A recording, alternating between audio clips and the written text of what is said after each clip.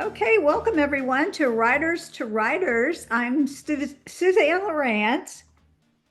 And I'm Simon Rose. And last time we talked about how writers struggle with visibility, and we gave you some tips on how to get noticed. Yeah, that's right. I mean, we talked about that and how, readers, they can't read your books if they don't know the books exist. I mean, Right. that's the case.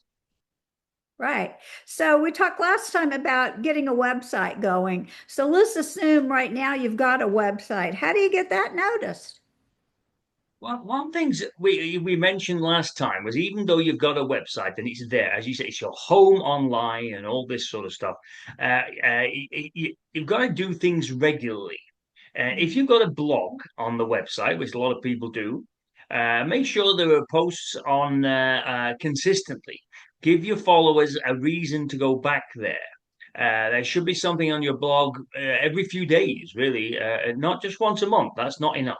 Right, right. I always tell people if you can't, I used to blog every day on different sites, but if you can't blog at least every few days, do it at least once a week. That gives you four new blog posts for the month, or possibly five if they're like if you blog every Monday and there's 5 Mondays. Some months you might have five posts. Another tip for doing that, because people will say, well, I don't know what I'm going to blog about for, four times a month. I suggest people set up categories for their blog. And when they've got categories for their posts, let's say, for example, you set up categories like reviews, um, something about your own books, just four different categories, and every week you just pick one of those categories to blog about. So you might say, oh, I've got to do an interview with an author this week. That's my blog post for the second Monday of the month. So you go do an interview. Or it's the third Monday of the month when you blog and you say, oh, this is time to do a review of a book in my genre. So I've got to do that. So I always suggest people do those kind of things. And you can mention your own books and stuff on your site, maybe a review or an excerpt, but don't just use your blog for self-promotion. No, I mean all this stuff you've mentioned. It's all going to increase the your number of followers, and you can also feature articles Mhm. about writers and writing and things like that. I mean, there are no shortage of these online on the internet. I mean, they're all over the place. So there's always stuff you can use, and all that is it's a reason for people to come back. It's not just you pushing your own books all the time. Right. I think you have to consider, though, who are you trying to attract to your blog? Because I get this all the time from clients who are, let's say they are writing a middle grade novel, and they think, well, who do I want to come to my blog? Because kids don't really buy the middle grade novels so much. So do I want people to come to my blog who are going to buy the middle grade novels? And if that's the case, you want teachers, librarians, parents, and grandparents to come to your blog, right? Because they're going to be the ones who are going to buy your books. So you've got to think of content that can be helpful for them. So if you create your content that way, then you're going to attract those people. For example, let's say you have a new book coming out, Simon, which you probably do, or you have one already that's just been out.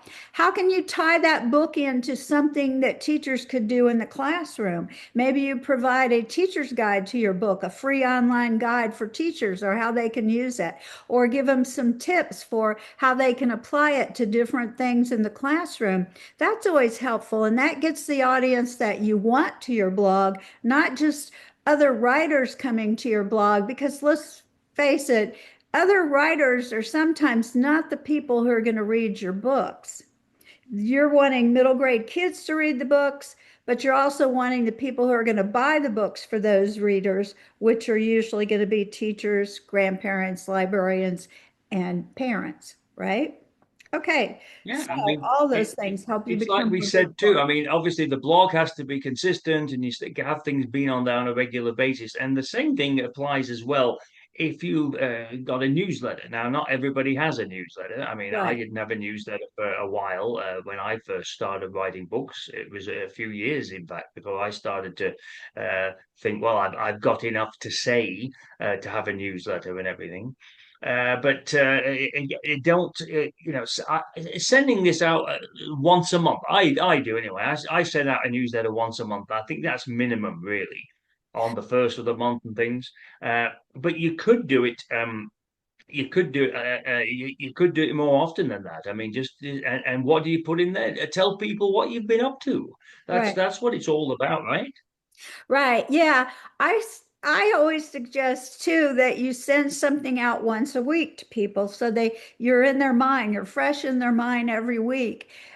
And that brings up the point that you've got, like you're doing a newsletter once a month. So you've got to have quite a bit to go in there. So people are going to want to sit down and read it. But for people who are trying to get something out just once a week, I always say make it easy on yourself because they'll go, what could I send somebody every single week? Well, if you know your categories that you're going to blog about and you're going to start blogging one time a week, then just send out an email every week that says, hey, here's my new blog post. Here's what it's about. And then you include that link in your email newsletter so they can go and read your blog. So that makes it easy.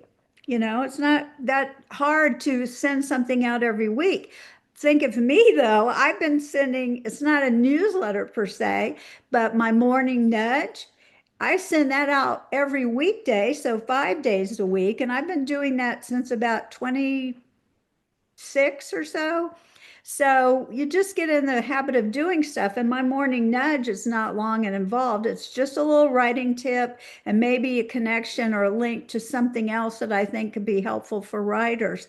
So they can sign up for that. It's free at morningnudge.com. So there is a place for marketing and promotional stuff on your blog, but don't make it so much all about you and how don't be, here's my book, buy my book, buy my book, buy my book, that you turn people off. But you do want to help them, show them. People love that behind the scenes look at how writers work.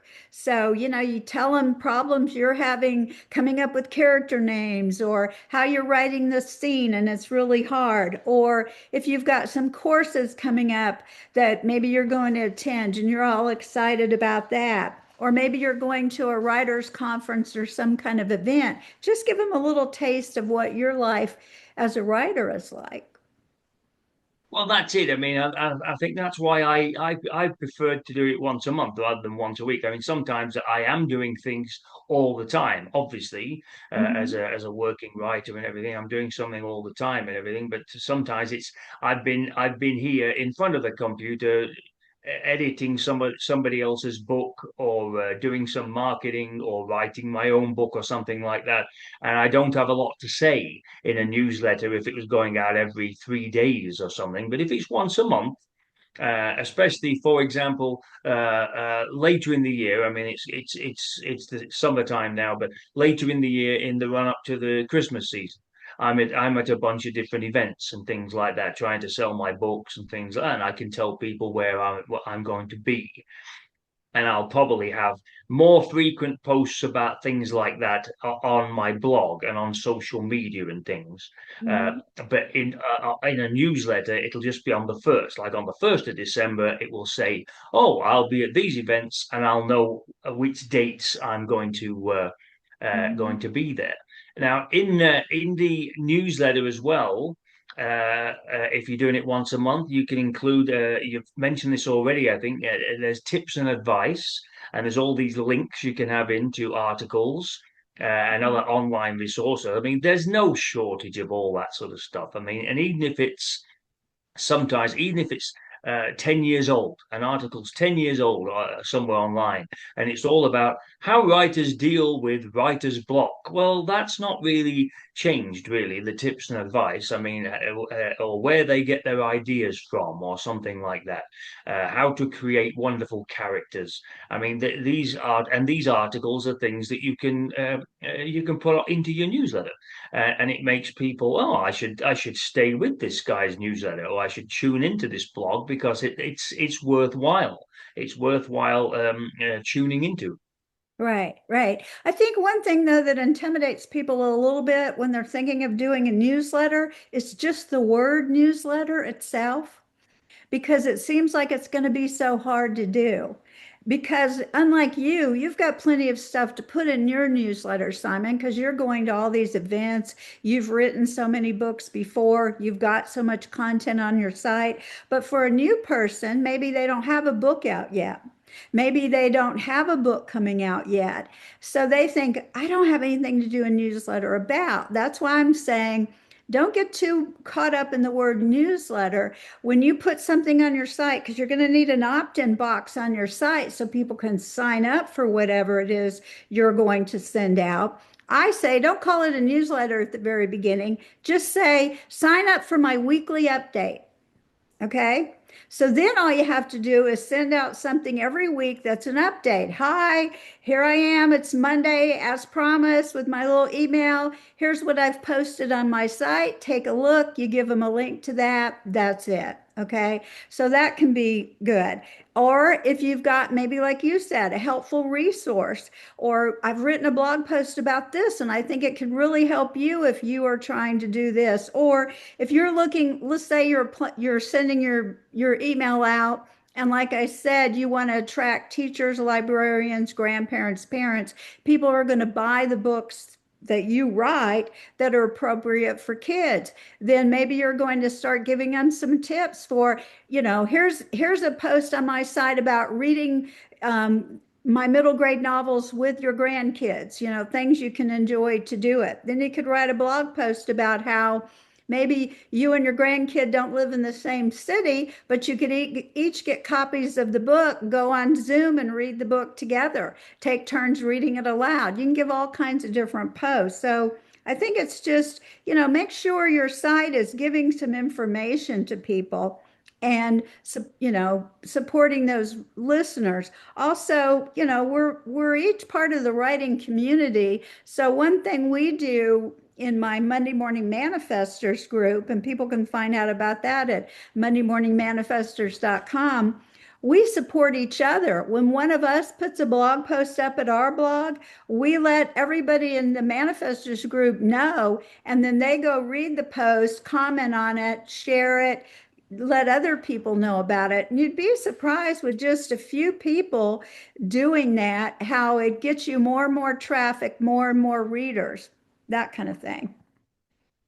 Exactly. I mean, the thing is, just as I've said, you can point visitors to different online resources and things, and tips and Mhm. advice and things like that. You can also make sure that you're becoming a good online resource as well. For example, Right. if you're writing historical fiction, Mhm. for example, which I am. A lot of my books sometimes are historical fiction. You've got the links on there. I have links on there to the historical background to the books sometimes, and where I got the inspiration from and things like that. So if somebody thinks, "Oh, this is a very interesting book, and I'm very inspired by this as well," I wonder where he got the idea from for that. And there's a page with about 6 or 7 websites where they can go to and find out more about it, things like that. And I think, as you mentioned maybe once before, same thing with writing mysteries, right? Mhm. Mhm. Yeah.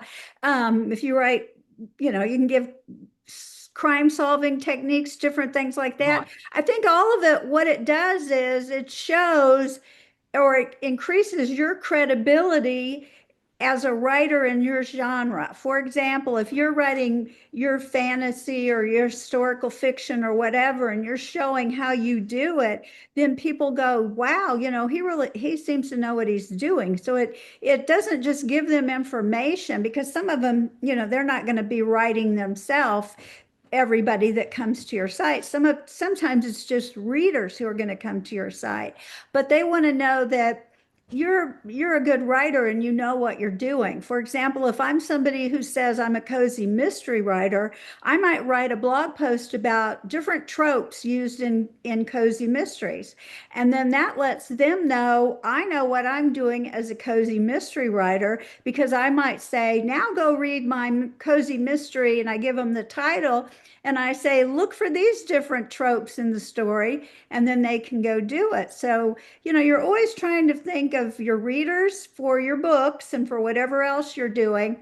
And sometimes for writers, because let's say somebody's visiting your site, if you're a cozy mystery writer, maybe they read cozy mysteries to a degree, but now they're thinking, I want to write one, and they read your post on tropes. That may give them an idea for getting started on their own cozy mystery. Yeah, And and if there's you're the a other picture thing. book writer, maybe That's you right. want to talk about writing and illustrating picture books, and you can share what it's like to work with an illustrator. Usually you don't work with the illustrator if you're traditionally published in picture books, but you can talk about all the things you have to consider when writing a picture book before it goes to an illustrator. Well, that's right. I mean, so it is like a collaboration. I mean, if you're going to be doing a book yourself, self-publishing a picture book, I mean that Hmm. can be quite a large operation sometimes, really. Oh, And then sure. you're certainly going to be working with the artist or the illustrator. And these days, I mean, it's the same thing with if you're going to be self-publishing a novel. I suppose all a non-fiction book as well. If you're going to be self-publishing a book and you're going to work with an artist on who's going to do the cover for you, they don't Mhm. have to live in the same city as you Oh, at yeah, they all. very Uh, rarely do. that's right. I mean, I am going to be. It's currently and here I am. I'm not pushing my book here, but I am going to be self-publishing a book hopefully in the next little while. And I just reached out to the cover artist from one of my previous books, who was delighted to hear from me, and we've started the ball rolling. So we'll see how that goes. So all of this stuff is going to make your online home. It's going to be a valuable resource, and it's not just seen as a marketing tool for you. I mean, we've mentioned how there's a place to do that, and there's certainly you can certainly promote your own work on your blog, on your website, in your newsletter, and all the rest of it. Uh, but if you're always pushing and promoting your work, people are going to be turned off. They are, but if they think, "Oh, that was an interesting article I read last time about writer's block," or even if it's an article about marketing your book once it's published. That can be especially useful if somebody's brand new and they're little bit, as you said earlier, a little bit intimidated by all the work that's going to be involved and things. But if people see a reason to return, then they're going to come back, and your number of followers is going to increase. Right. Yeah. Okay. Well, I think we've given people a lot of stuff to think about in this little episode. So, what do you want to say before we go, Simon? Well, I'm going. Although we've said don't push your own books and things, I'm going to. I'm going to say you can learn more about me and my books at simon-rose.com. Yeah, and also not just you and your books, but more about writing tips, all kinds of things, because you've got a lot of stuff up there for writers as well as your readers. And as for me, you can find out more about all kinds of writing tips I give you at writebythesea.com.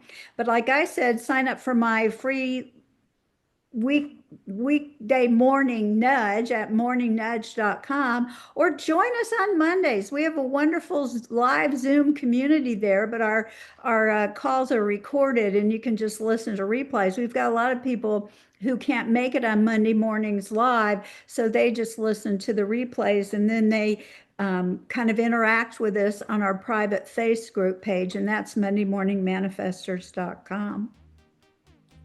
All right, so we will see you next time. All right, until then, happy writing. Happy writing.